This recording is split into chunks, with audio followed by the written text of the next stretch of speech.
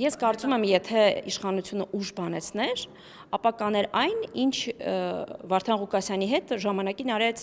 Սերժ Սարգսյանը, երբ որ թույլ չտվեց մասնակցելու ընտրություններին, որևէ մեկ իրեն արգելել է։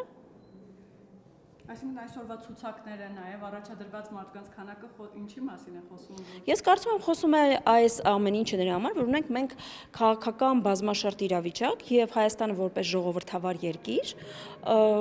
առողջ բանավեճին եւ ընտրական պայքարի համար ստեղծել է բոլոր բարենպաստ պայմանները։ Այլ հարց, որ Գյումրու ընտրությունների միջոցով մարդիկ փորձում են վերարտադրվել եւ Գյումրու համայնքային ընտրությունները դիտարկում են որպես համապետական ընտրությունների նախերգանք, այսպես կարելի է ասել, եւ շատ քաղաքական ուժեր, նույն ձեր նշած անձը, մենք շատ լավ գիտենք, ում ականջներն է ետևում, երևում, եւ շատ այլ մարդիկ փորձում են Գյումրիով ինչ որ քաղաքական ռևանշի փորձ անել։ Ուզում եմ հիասթափեցնել, չի ստացվելու։